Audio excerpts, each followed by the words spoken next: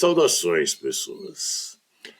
Bom, vou gravar uma aula sobre Roma aqui, talvez mais de uma, para tapar buraco, porque era aquelas aulas de 2020 que eu publiquei no meu canal, ficou um lapso de tempo na história romana, que eu falei das origens da cidade até a implantação da República, e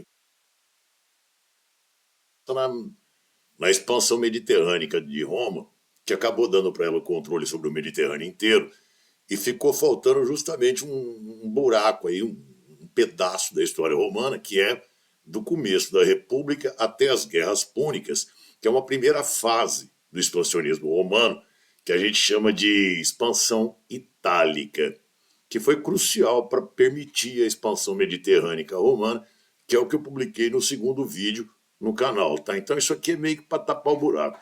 Então não vou revisar muita coisa, porque tá no vídeo, quem quiser revisar, assista o vídeo, o primeiro, né, sobre as origens de Roma até a implantação da República. Mas para começar, o que eu vou falar hoje, eu vou revisar basicamente a estrutura geral da República Romana, porque isso explica e muito o início de um processo expansionista romano, porque quando a República foi implantada em Roma, ela era só uma cidade-estado, tá? Fiada na Itália Centro-Norte. E. Peraí, deixa eu achar o slide aqui.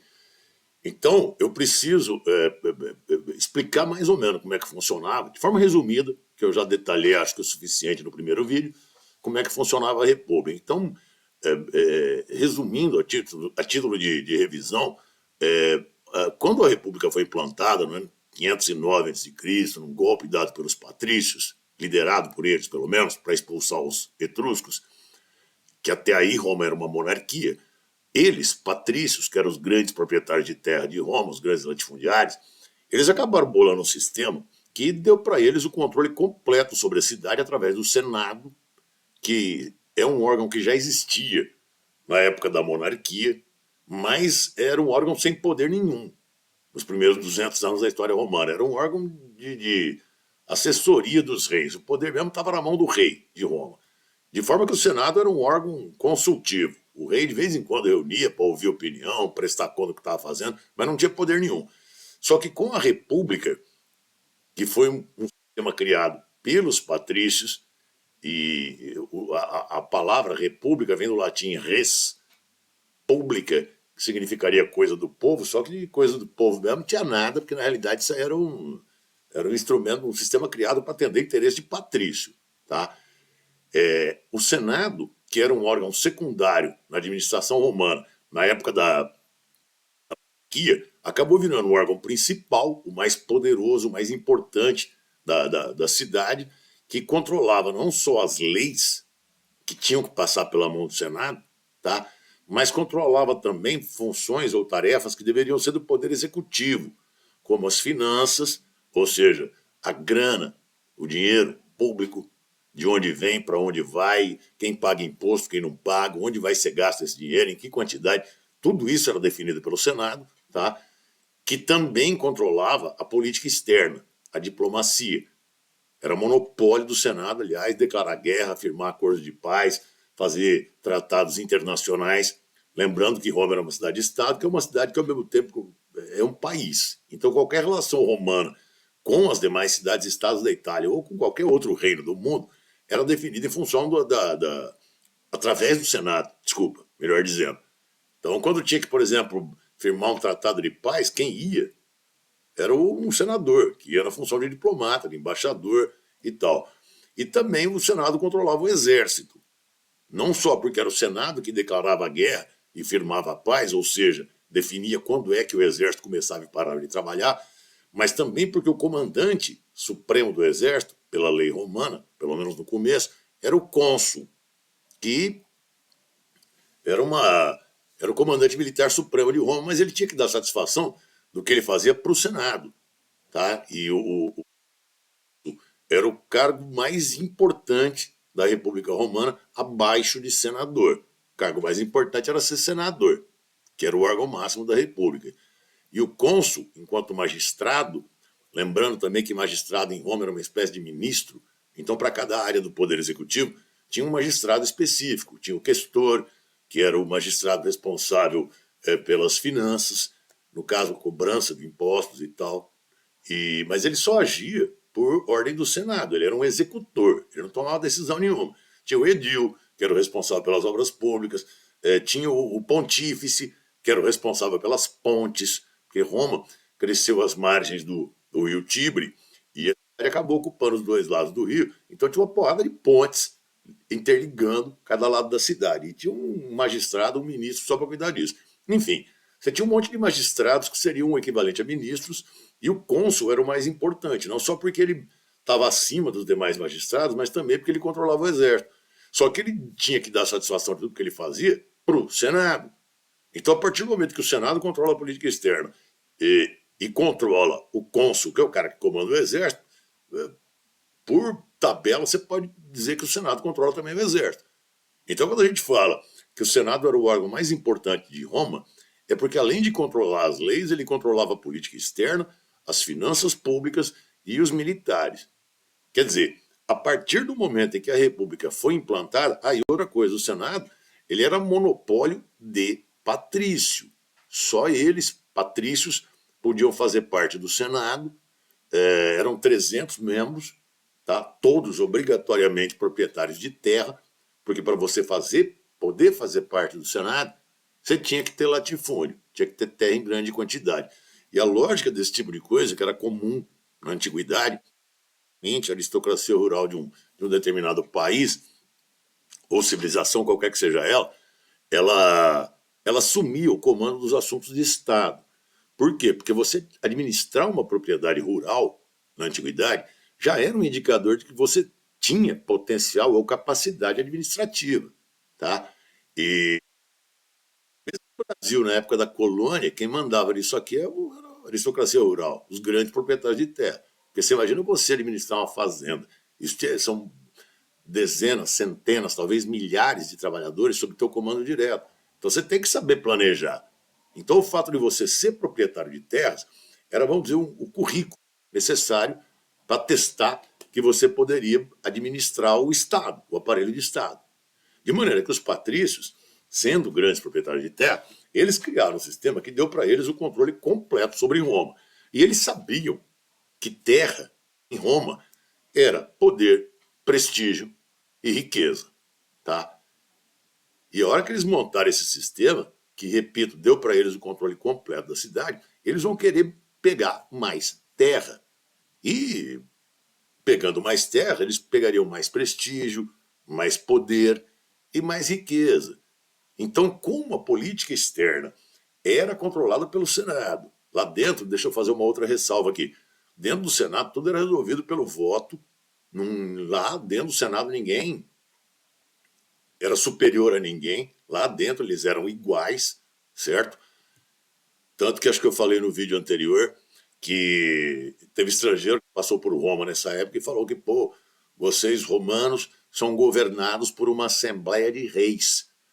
Porque realmente todas as decisões que teoricamente ou que pertenciam ao rei na época da monarquia passaram a ser atribuições do Senado. E o mandato de um senador era vitalício, como o de um rei. Tá? Então, é como se fosse 300 reis mesmo. Agora, todo mundo lá dentro era farinha do mesmo saco, gosta de terra, tem terra e quer terra. E fazer guerra de conquista é um jeito legal de conseguir terra. De maneira que, desde o começo da República, o Senado, que controlava a política externa, repito, ele começou a declarar uma guerra atrás da outra, mas com a intenção de eles, patrícios, pegarem terras. Principalmente porque tinha aquele negócio de serviço militar obrigatório em Roma, que se eu vou revisar, esse sistema de serviço militar obrigatório romano, para plebeu, que para patrício não era obrigatório, era voluntário. Mas para plebeu, ele tinha que ir. Se não fosse, era pena de morte. O tempo de prestação do serviço militar era contado por guerras. O cara tinha que participar de 3 guerras para poder se ver livre de serviço militar. O plebeu tinha que se armar por conta própria, que o governo romano não dava nada para o cara, nada. Nem, quer dizer, o plebeu ele tinha que se virar e arrumar espada, escudo, lança, capacete, o que fosse, para ir para a guerra.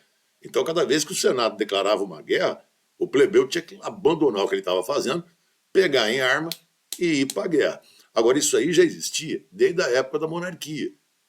Só que quando começou a República, Roma era só uma cidade-estado, e até aí os plebeus, quando eram convocados para a guerra, e a maioria dos plebeus era composta por pequenos proprietários de terra, é o cara que tem um sítio, uma chácara, sei lá, e que desenvolve uma agricultura familiar lá, quando ele era convocado para a guerra, ele ia de boa.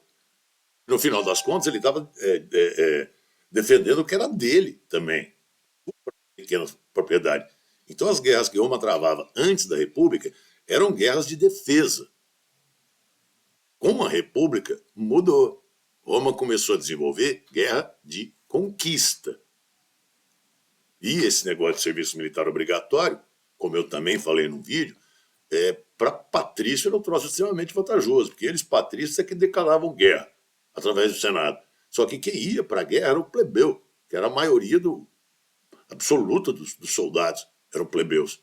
Quem arcava com as despesas de guerra eram os plebeus, porque eles tinham que se armar por conta própria.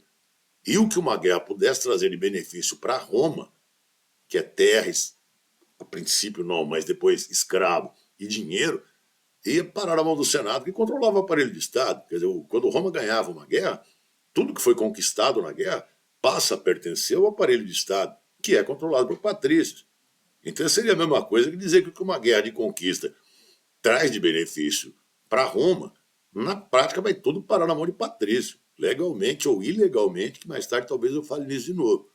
Só que desde o começo da República, os patrícios, no Senado, eles já perceberam que a guerra era um troço altamente vantajoso. Pô, eu, patrício, declaro guerra, o plebeu vai, o plebeu gasta e eu ganho, mas foi uma guerra até da outra, tá? Só que o expansionismo romano, num primeiro momento, ele aconteceu dentro da Itália, que é o que a gente chama de expansão itálica. Repito, reforço que Roma era só uma cidade-estado quando a República foi implantada. E vou mostrar um mapa aqui. Roma está aqui, ó, que eu estou grafando em vermelho. Era só uma cidadezinha, às margens do Rio Tibre. E, como eu falei na primeira aula sobre as origens de Roma, esse mapa aqui não é bem adequado ao conteúdo que eu vou desenvolver, não, mas é o que temos por hoje, tá legal? Como eu falei, estou tapando um buraco aqui.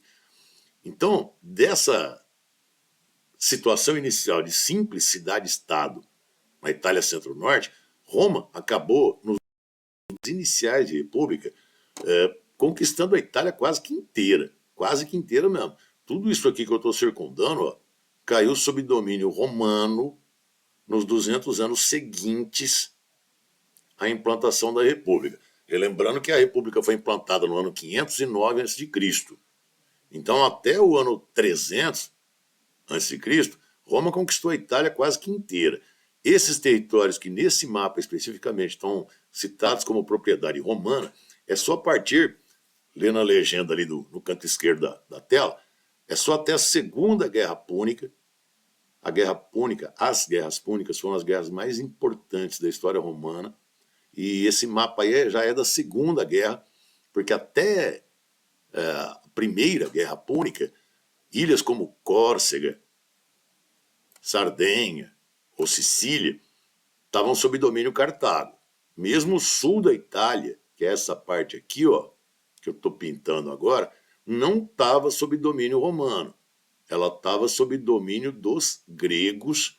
Esse pedaço aqui, a Grécia estaria mais ou menos aqui, tá?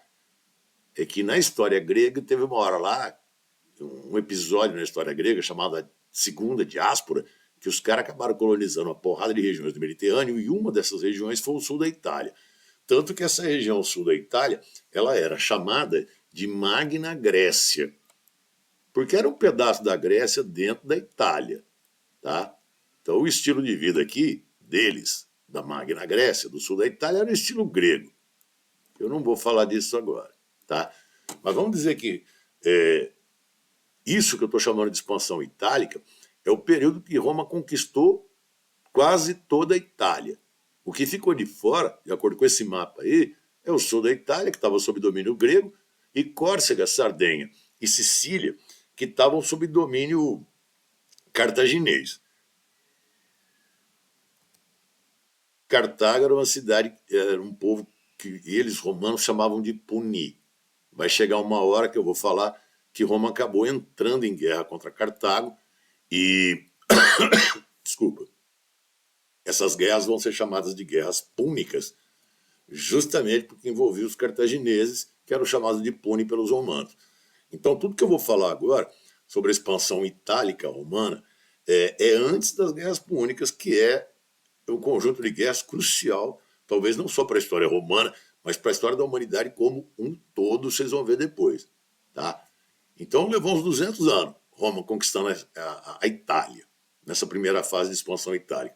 O que aconteceu de importante ao longo desses 200 anos de expansão itálica romana, que é outra coisa que eu quero reforçar.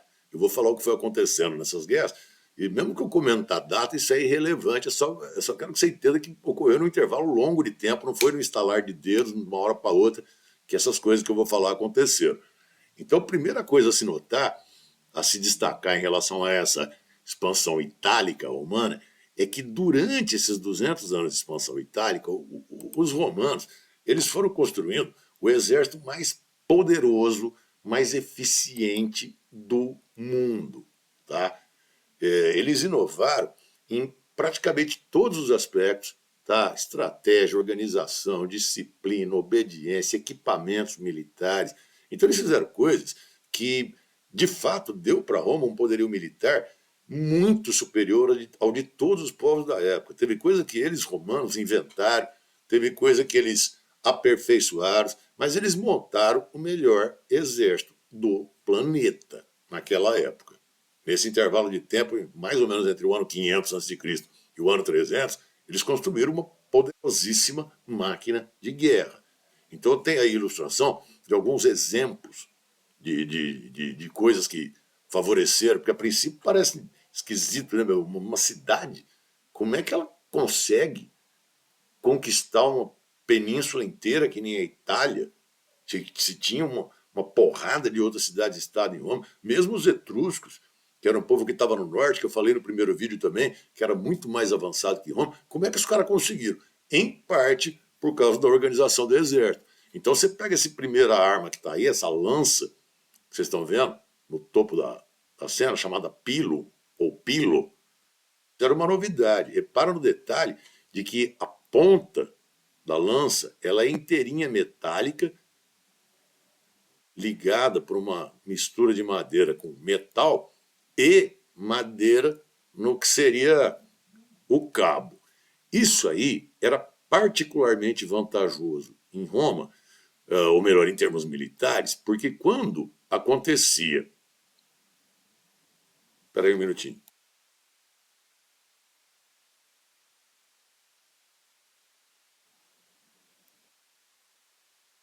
Porque aí você já deve ter visto em filme, repito, para documentários, às vezes, que o cara tá lá com o escudo, e aí vem uma lança, uma flecha, e a flecha ou a lança fica presa no escudo. Então você já deve ter visto cena disso aí em documentário, em filme, o cara pega a espada e bate com a espada pelo lado de fora do escudo, quebra as flechas e continua guerreando normalmente. Esse tipo de lança que os caras estão usando, que é o pilo, tá? Ele não tem como ser quebrado. Olha o estilão do bicho.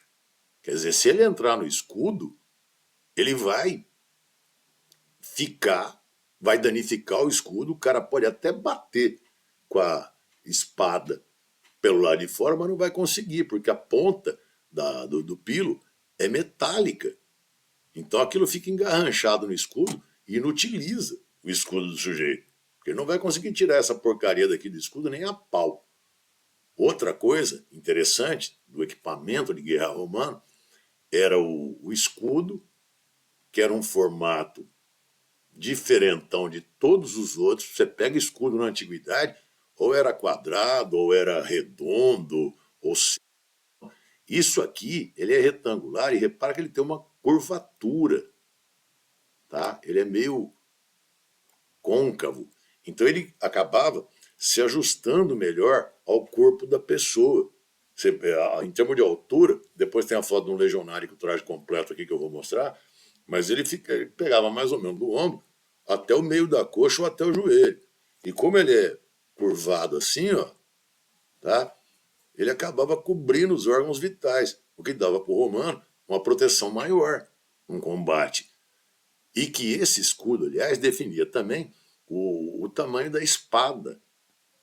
Que a espada mais comum era essa aqui, o gladius, que é de onde vai sair mais tarde a palavra gladiador, porque era a arma que os caras usavam no começo, o gladius, que era uma espada curta em comparação com o que se via no resto do mundo.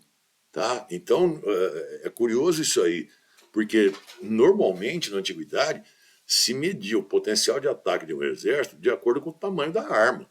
Tá? Então você pega, por exemplo, os lanceiros de Alexandre Magno ou Alexandre o Grande, os caras tinham umas lanças de uns 12 metros de comprimento, que era para furar o cara lá na puta que pariu, entendeu?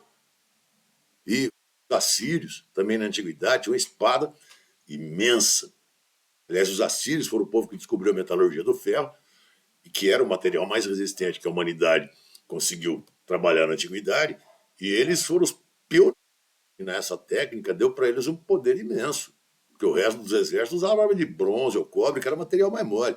Mas mesmo depois que os outros povos assimilaram a tecnologia do ferro também, a espada síria ela tinha um potencial destrutivo imenso, porque era grandona pra cacete, aqueles troços que, sabe, que você baixa na cabeça de um caboclo, cara, ele parte no meio, tá? O sujeito, um único golpe. Aí, de repente, vem romano com uma espadinha desse tamanho, que é o gladius, parecia uma coisa insensata. Mas veja bem, o que os romanos perceberam? Que o que uma arma grande tem de potencial destrutivo, ela tem também de dificuldade de manuseio. Quer dizer, o que você ganha com poder de destruição com uma arma grande, você perde em termos de mobilidade. Então você pega a espada dos assírios, por exemplo, tá? Você vai erguer o golpe para dar no cara, se você pegar ele, você arrebenta, você parte no meio. Só que é o seguinte, o que você perde em termos de poder de destruição, você ganha em mobilidade. Como eu estava dizendo, se você pega a espada assíria e soca ela na cabeça do caboclo, você parte ele no meio. Só que se você errar o golpe, até você se posicionar para dar um segundo golpe, você já perdeu segundos preciosos no campo de batalha. Então o que o romano pensou? Com aquele escudo que cobre o cara meio que de forma convexa, ele precisa de uma arma grande até atrapalha. Quer dizer, com esse tipo de escudo, você pode encostar no cara e você tem uma faquinha na mão, você fura ele inteiro e ele não consegue te acertar. Então era uma inovação fantástica do exército romano para a época. Tá? Outra coisa, voltando lá para os slides, é que o romano, peraí, perdido aqui, é que o romano, como eu falei, tem coisa que ele inventou, coisa que ele aperfeiçoou, essas coisas que eu falei são invenções romanas, tá? Em termos de formação militar, essa formação que eles, romanos, chamavam de tartaruga, que é uma blindagem. Os soldados, os legionários que estavam no meio, eles erguiam os escudos e os que estavam nas laterais, inclusive essa aqui que eu estou circundando agora, que está sem escudo, que é para você poder ver como é que era por dentro. Mas tinha escudo, o cara pegava o escudo e segurava de todos os lados. Então é uma blindagem que fazia uma espécie de tanque de guerra. Então, em época de cerco, isso era útil, porque o cara pode mandar flechada à vontade lá de cima, pedrada, escambau, o que for, de cima de uma muralha, que não vai acertar os caras, ou mesmo os arqueiros. Quer dizer, isso dava para o exército romano a possibilidade de se aproximar do inimigo, mesmo em meio a uma saraivada de flecha, sem grandes perdas em termos de vidas humanas ou de potencial de ataque, que é o que interessa quando se fala de um soldado. Teve outros equipamentos de guerra, o Scorpio, a balista, o Onagro, uma espécie de catapulta turbinada. Tá? Aqui tem a foto de um legionário completo, você vê o cara com o pilo na mão, o escudo, dá para você ver o formato e o tamanho, o Gladius, aqui, ó, na altura da cintura, tinha uma armadura também, na ilustração aqui está de ferro, ou pelo menos algum tipo de metal, é o que parece, mas a maioria das armaduras dos romanos era de couro, tira de couro bem grossa mesmo, que eles colocavam nessa mesma disposição. Mesmo o escudo era uma mistura de couro com madeira. Tá? Agora, o onagro, que é uma catapulta turbinada, ele é uma máquina de cerco fantástica, cara, porque a gente, às vezes, em filme, os caras jogando pedra, né? Mas veja bem que pedra ele só jogava quando era para derrubar a muralha. Na realidade, ele jogava qualquer coisa aquela porcaria. Jogava, às vezes, bombas incendiárias, pode ser esquisito falar isso na antiguidade, mas tinha, tá? Eles, romanos, faziam isso. Então você pega um pote de cerâmica dessa altura, dessa largura aqui, ó, enche de óleo fervente, veda ele, põe um pavio, acende, põe no onagro e joga. Cara, a hora que bater, que a chama se espalhar no óleo que é fervente, porque vai quebrar, é cerâmica, é uma bomba incendiária. Ou então jogava bicho também no onagro, sabe? Jogava vaca, porco, cachorro. Aí a intenção, no caso, não era acertar ninguém, o inimigo. É que tem algumas doenças que o ser humano pega e alguns animais também. Então, como às vezes a fortaleza inimiga estava resistindo muito ao cerco, e os romanos não estavam conseguindo derrubar as muralhas, nem arrombar a porta, o que acabava acontecendo? Eles pegavam, por exemplo, uma vaca com varíola, punha no onagro e arremessava. Tá? Óbvio que se a vaca cair em cima de um caboclo é melhor, porque mais um inimigo a menos. Mas o ideal era a vaca cair no celeiro ou num poço, porque era uma vaca com varíola. E a varíola é uma doença que tanto o gado quanto o ser humano pegam. De forma que a ideia era uma espécie de guerra bacteriológica, ou química, entre aspas. Cachorro também, você jogava com raiva. Cachorro contaminado com raiva, joga lá dentro e deixa a raiva se espalhar do inimigo, porque aí ele vai ter que se render. Tá? Enfim, o exército romano ele foi se tornando a mais perfeita máquina de guerra da antiguidade. E isso é visível em qualquer documentário, em qualquer filme. Você pega os grandes guerreiros da antiguidade, antes dos romanos, os caras eram troncudão, sabe, fortão, fudido. Você pega o filme 300 de Esparta, por exemplo, que mostra os caras lá, pá, os caras criados para guerra mesmo. O romano você vê que não, o cara ele é às vezes até franzino, soldado romano, sabe? Até meio raquítico, não é troncudão. Mas por quê? Porque com esse equipamento de guerra faz diferença tua força física. Você manuseia instrumentos relativamente leves, como o Gladius, o que tira poder de ataque, mas dá mobilidade, dá agilidade. E foi com essas técnicas que os romanos foram dominando, técnicas militares. Tá? Agora entendam de novo que eu estou falando da expansão itálica romana que durou uns 200 anos. Quer dizer, os caras foram aperfeiçoando isso gradualmente ao longo que o território sob domínio romano se expandia dentro da Itália. Não foi de uma hora para outra no estalar de dedos. Levou 200 anos para o exército romano adquirir a perfeição em termos de disciplina, organização, formação, equipamento e vai por aí afora. Então, uma das coisas importantes que aconteceu em Roma durante a expansão itálica, que durou 200 anos, foi o aperfeiçoamento militar.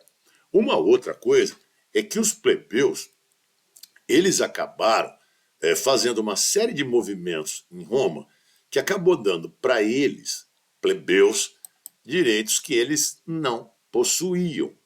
Tá? Porque, como eu falei, esse negócio de guerra de conquista era muito bom para patrício. Que o patrício pensando, eu declaro guerra, o plebeu vai, o plebeu gasta e eu ganho. Só que para plebeu, guerra é um inferno, porque ele não está ganhando porcaria nenhuma com essas guerras, tá? Chega uma hora em que essas guerras começam a incomodar os plebeus, que, como eu falei, antes da República, antes de Roma começar a expansão, quando Roma era só uma monarquia, os caras até iam para o serviço militar obrigatório, mas ia de final das contas, ele estava defendendo a sua própria terra, a sua própria família. Agora, como eu falei, são guerras de conquista. E para o plebeu, isso vai tornando a situação dele complicada. Porque na medida que o território romano se expandia, ele, plebeu, ele era obrigado a se colocar cada vez por distâncias maiores para poder prestar o serviço militar. E se o cara não fosse para o serviço militar, reforço, a pena era de morte, então tinha que ir. Só que o cara tendo que se deslocar por distâncias maiores, ele acaba gastando mais recurso, sem ganhar nada. É serviço militar obrigatório, tá? Só que além dele gastar mais com esses deslocamentos e não ganhar nada, ele ganhava menos. Porque o cara, sei lá, vai participar de uma guerra lá nos cafundó da Itália. Vai levar 3 meses para ir, 3 meses para voltar. É um tempo que ele podia estar trabalhando na pequena propriedade dele. Então, ao mesmo tempo que ele não ganha nada, ele perde rendimento e sobrecarrega a família. Então vai chegar uma hora que os plebeus em Roma vão falar, meu, não tá legal esse negócio não. Enquanto as guerras eram de defesa, beleza, a gente ia de boa. Agora nós estamos tendo que ir cada vez mais longe, gastar mais dinheiro, deixar de ganhar dinheiro para não receber porra nenhuma. E aí os plebeus começam a se revoltar, é o título que está no slide, são revoltas da plebe por direitos políticos. Agora você vê aí que a expressão revoltas da plebe eu coloquei entre aspas, porque na realidade, se for analisar essa expressão ao pé da letra, ela está errada. Porque fala revolta, os caras pegaram em armas, se rebelaram, e não é. Essas revoltas da plebe, na realidade, são greves, que nem eu coloquei aqui entre parênteses, no final da frase. Greves militares especificamente, tá? É que é o seguinte, os plebeus, como eu já falei também no outro vídeo, eles eram um povo que tinha direito a nada, sabe? Só tinha deveres em Roma, direito mesmo não tinha nenhum. Então o que foi acontecendo? Na medida que essa expansão itálica foi se processando e os plebeus, para os plebeus ficou mais dispendioso, mais incômodo, se eles chegassem para um patrício, por exemplo, um magistrado ou um senador, e falasse, meu, não tá legal esse negócio da gente ir para guerra, gastar um monte, não ganhar nada, tem que mudar. Só que eles, plebeus, não podem fazer lei. Eles não podiam nem votar, pra você ter uma ideia, no começo da República. Apesar de chamar República, eles mesmo, plebeus, não tinham direito a nada. Repito que a República foi montada para atender interesse de patrício. E só. Tá? Agora, se um plebeu chega para o patrício e fala, ô, muda essa lei, porque para mim tá ruim, o patrício vai falar o quê? Foda-se você. Eu não vou mudar a lei, porque para ele, patrício estava bom. Então os plebeus sabiam que eles tinham que pressionar. Só que, veja bem, a forma que os plebeus encontraram para pressionar os patrícios a fazer leis beneficiando a eles, plebeus, que é o que eles chamam de revoltas da plebe na maior parte dos textos, na realidade não são revoltas. É greve, greve militar. É que os plebeus, eles descobriram uma falha na legislação romana, que era uma coisa também relativamente comum na antiguidade, em Esparta tinha isso também, tá? Mas era uma lei em Roma, e lembrando que lei é tudo feita pelo Senado, que dizia que em época de culto aos deuses, ninguém poderia ser obrigado a abandonar o culto, por motivo nenhum, sob pena de provocar a ira dos deuses. Então era uma lei comum. Em época de culto aos deuses, os caras não podiam ser tirados de lá. Aí os plebeus tiveram uma ideia. Se em época de culto ninguém pode ser forçado a abandonar o culto por nenhum motivo, meu, isso inclui o serviço militar. E aí o que os plebeus pensaram? Roma era uma civilização politeísta, tinha um deus para cada dia do ano ainda sobrava um monte. O que os caras começaram a fazer? Cultos religiosos. Então chega para um patrício, para um senador, e falou: eu estou precisando de direitos políticos, pô. O patrício falava: vai te lascar, vou te dar direito para plebeu, não. Aí o plebeu falava: não vai dar direito? Então beleza. Culto a Marte, deus da guerra. E aí os plebeus convocavam o culto e se dirigiam a uma montanha nos arredores de Roma, que eles chamavam de montanha sagrada, e ficava lá, rezando, pô. Só que aí o que acontecia?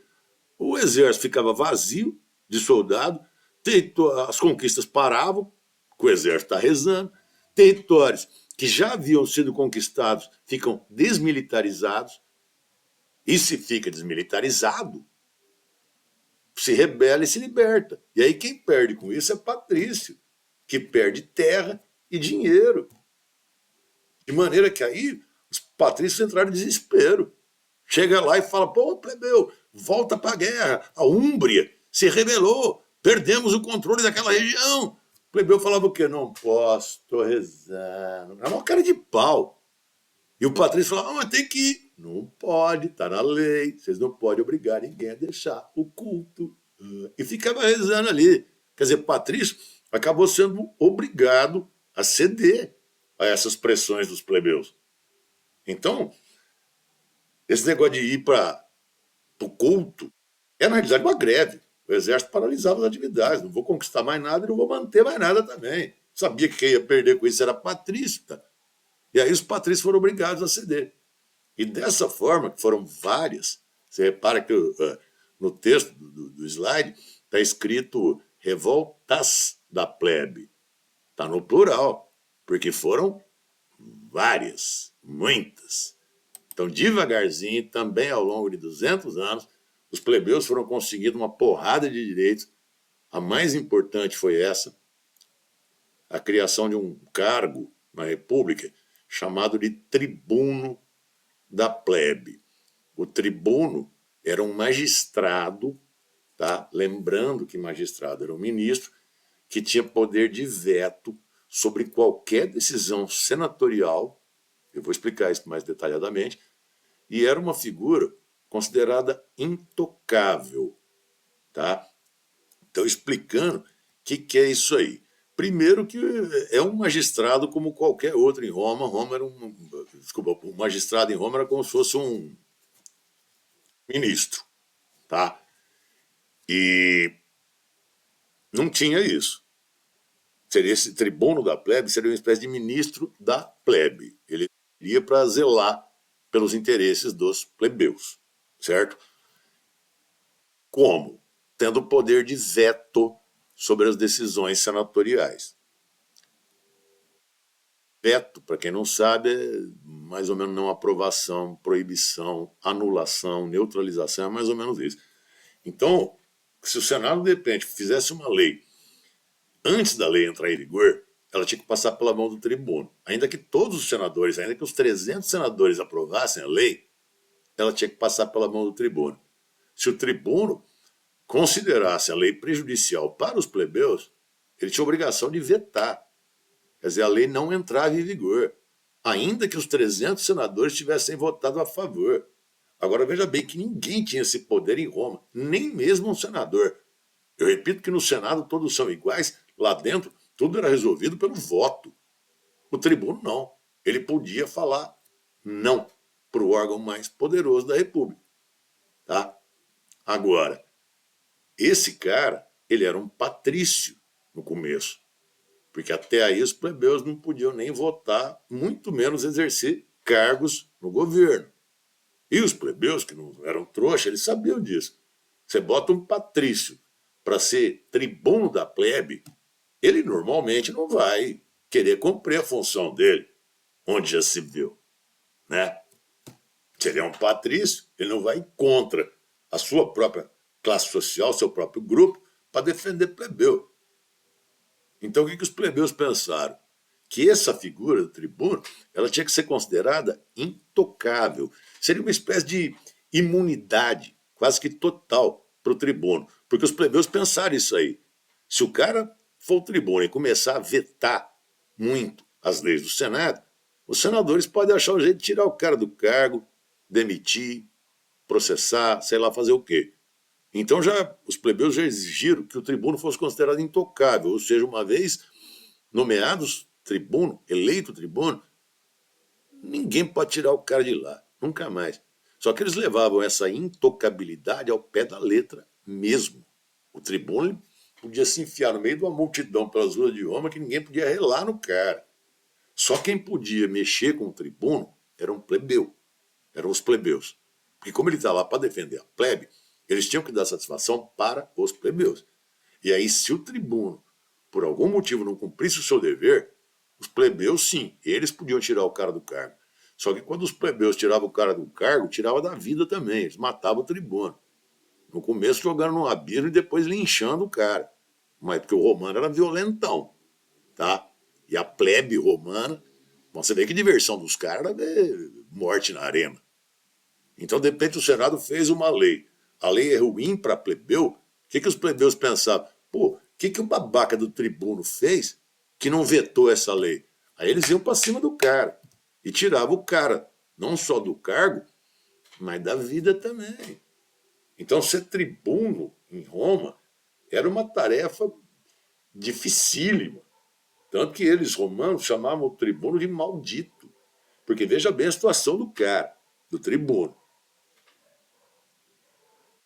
Se ele for cumprir os seus deveres, ou seja, vetar leis prejudiciais à plebe, ele está dizendo não para o órgão mais importante da República, que é o Senado. Então o mandato de tribuno era de 1 ano. O que um cara desse, um tribuno, pensava? O Senado não pode me tirar do cargo se eu vetar a lei. Só que é 1 ano, cara. E depois que eu sair daqui? Aí eles podem fazer comigo o que eles quiserem, são os mais poderosos de Roma, quer dizer, mais para frente, ó, eu mifo. Tá? Só que, por outro lado, se ele não cumpre o dever dele, se ele não veta, a plebe destroça o cara. Quer dizer, ele se lascava de qualquer jeito, ou cumprindo a lei ou não. Então, quando alguém. Isso tem uma porrada de depoimento de tribuno falando que quando passava o ano de mandato de tribuno, que terminava, o cara respirava aliviado, falava, nossa, o pior eu já passei. Porque tinha mais essa também, o cara para concorrer a qualquer cargo na República Romana, ele tinha uma sequência de cargos. Até, por exemplo, para poder se candidatar ao Senado, além de ser patrício, né, além de ter terra, ele tinha que ter ocupado todos os outros cargos da República. Ele tinha que ter sido questor, pretor, edil, tribuno, cônsul, para poder se candidatar ao Senado. Daí ser uma assembleia de anciãos. O cara normalmente só chegava a ponto de se candidatar ao Senado e ser eleito numa idade já avançada. E o tribuno, se não me engano, era o primeiro cargo da República. Então, para o cara continuar a carreira política, ele tinha que passar pelo tribunato. Ele tinha que ser tribuno. Só que era um cargo maldito. Então, quando acabava, o cara falava, nossa, passei, pior já foi. Aí ele vai concorrer aos outros cargos. Agora, outra coisa, aí os plebeus conseguindo esse direito, esse cargo de tribuno, eles sim interromperam o culto, voltaram para a guerra, retomaram territórios que haviam sido conquistados. Espera aí. Então, retomando, desculpa de vez em quando eu tenho que pausar aqui por causa da barulheira que vem de fora. Minha casa é toda aberta, não tem como ter silêncio absoluto, tá? Mas como eu estou gravando, não estou ao vivo, depois eu me viro com essas pausas. Então, essa aquisição de um defensor de interesse plebeu, que é o tribuno, foi a primeira grande conquista da plebe, ocorrida durante essa expansão itálica, bem no começo, tá? Cerca de... você vê, a República foi proclamada no ano 509 a.C. Então, o que acontece? Os plebeus pegaram e fizeram essa primeira greve, essa primeira revolta, bem no começo da expansão. Aí, como eu falei, voltaram para a guerra, tomaram territórios perdidos, conquistaram mais território. Só que aí os caras acharam a veia. Pensaram, pô, agora cada vez que a gente quiser alguma concessão por parte de patrício, é só fazer culto, meu. Agora não deu outra. Passou um tempinho, cerca de 40 anos, como vocês podem ver aí, os plebeus foram lá de novo. Patrício, quero mais direito. Patrício fala, pô, mas já te dei o tribuno, meu. Ah, mas eu quero mais. Não, não vou dar mais nada, falou Patrício. Aí o plebeu falou, não vai? Então tá bom. Culto a Ceres, que era a deusa da agricultura romana. E aí vai a plebe inteira para o Monte Sagrado de novo, ficar rezando. Aí territórios conquistados ficam desmilitarizados, são perdidos, o governo não consegue arrecadar impostos, não tem mais conquista, o patrício é obrigado a ceder de novo. Aí criaram a Lei das 12 Tábuas, que na realidade é um conjunto de leis, tá? E que foram as primeiras leis escritas de Roma. Daí a importância de eu estar citando isso aí. Ela foi feita pelo Senado, porque só o Senado podia fazer leis escritas. Aliás, só o Senado podia fazer leis. Só que as leis até aí eram orais, o que tornava a situação do plebeu, já que ele não tinha direito a porra nenhuma em Roma, extremamente prejudicialmente ruim, porque se não existe lei escrita, meu, está na cabeça dos próprios patrícios que controlam o aparelho de Estado, de repente está lá o plebeu fazendo uma coisa, chega o patrício, não pode, isso é crime, está na lei. Aí o plebeu fala, mas onde está a lei? Aí o patrício fala, está aqui a lei, está aqui. Então é foda, entendeu? Aí os caras exigiram leis escritas para poder ter conhecimento mais profundo da lei e óbvio em relação a seus, o que é direito e o que é dever dos plebeus. Então essa lei, apesar dela ter sido feita pelo Senado, essa lei das 12 tábuas, ela foi por pressão plebeia, no mesmo esquema. Greve militar, culto aos deuses. Tá? E não é a primeira lei escrita do mundo. Tá? A primeira lei escrita do mundo foi o Código de Hammurabi, lá na Mesopotâmia, 1750 anos antes de Cristo, portanto, 1200 antes dos romanos fazerem leis escritas. Só que em Roma, a primeira lei escrita é essa lei das 12 tábuas. Só que essa lei não é importante só pelo fato de ser a primeira lei escrita de Roma. É também porque ela é a base do direito romano, como eu escrevi no slide aí, tá? Minha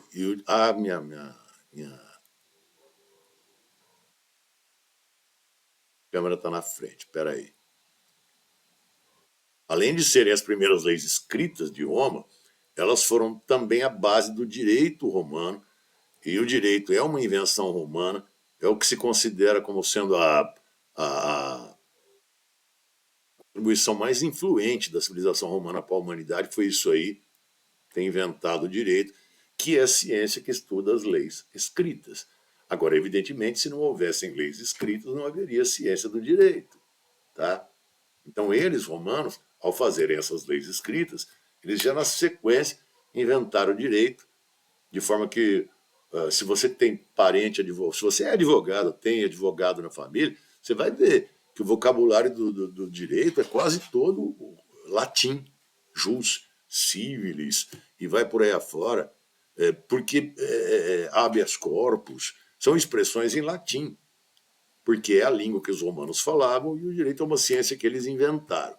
Então, vamos dizer que essa lei das 12 tábuas é duplamente importante. Primeiro, porque foram as primeiras leis escritas de Roma. Segundo, porque foram a base do direito. De maneira que os primeiros advogados do mundo eram os romanos. Não tinha advocacia antes dos romanos. Aí, os plebeus, tendo conquistado esse direito, voltaram para a guerra, de boa, retomaram o serviço militar obrigatório. Passou mais um tempo, fizeram outra greve, conseguiram a lei Canuleia, que é a lei que permitia casamentos interclasses, que era uma coisa que também incomodava os plebeus. Na época era proibido indivíduos que pertencessem a famílias plebeias contraírem matrimônio com membros de famílias patrícias. Não havia essa mistura de classes, era proibido. E os plebeus falaram, pô, que sacanagem, meu, porque só vocês, patrícios, podem casar com as patricinhas. Nós também queremos, meu. E aí o Senado, pressionado, aprovou. Só que aí a pressão até que não teve muito peso, porque nessas alturas do campeonato, já tem uma parte da plebe ficando muito rica com o comércio. Na medida em que o território romano se expandia, formou-se uma classe de comerciantes em Roma, que é a classe equestre, que eu falei no outro vídeo, e já era interessante para muita família de patrício combinar a fortuna que ele, patrício, tinha em terra com a fortuna monetária dessa classe equestre. Então não foi só pressão de plebeu, porque os plebeus que eram pobres mesmo não vão se beneficiar disso aí. As moças que faziam parte de famílias patrícias, quando se casavam com alguém de família plebeia, era alguém rico. Tá? Mas aí é mais uma conquista dos plebeus. Outra é que fizeram a Lei Licínia, ou Lei Licínia Sextia, que proibia a escravidão por dívidas em Roma. Tá? Agora, deixa eu ressaltar isso aí. Proibir a escravidão por dívidas. Não é que acabou com a escravidão em Roma.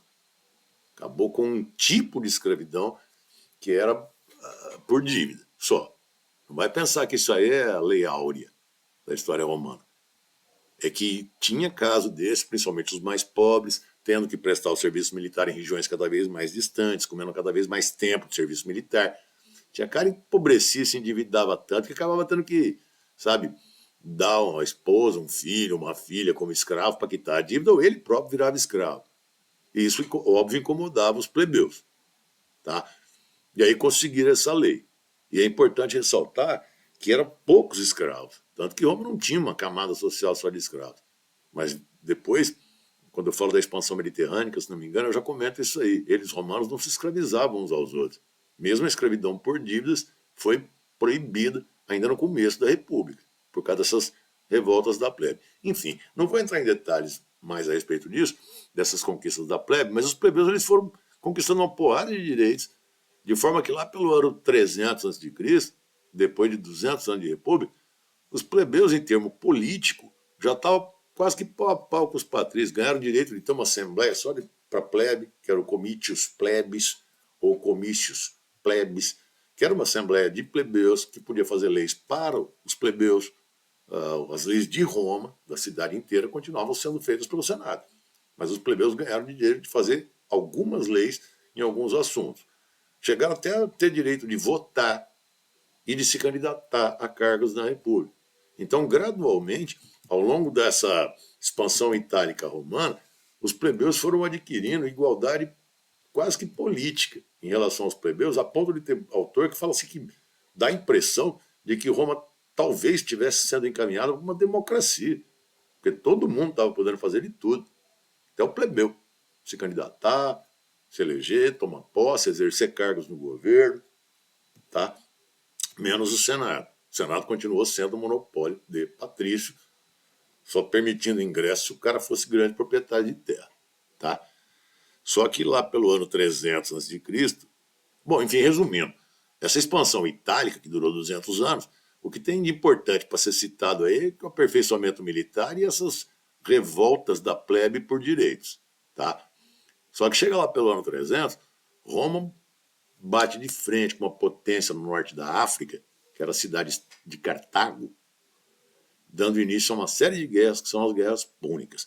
Só que pelo tempo de gravação desse vídeo aqui, eu vou deixar, eu falei que no começo seria 1 ou 2 vídeos, só para tapar buraco entre o começo da República e a expansão mediterrânica romana.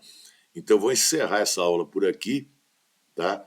E vou gravar mais para frente, não sei quando, mas vou gravar uma para falar especificamente das guerras púnicas. Aí eu dou uma revisada nessa expansão itálica, principalmente em termos geográficos, porque a guerra púnica, ou as guerras púnicas, são, repito, as guerras mais importantes de toda a história romana e talvez da própria humanidade.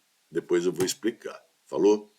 Então, gente, vida longa e próspera. Espero ter tapado o buraco que eu queria tapar.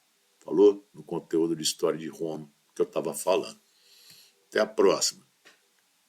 Eu peguei gosto de voltar da aula. Falou, minha gente. Até.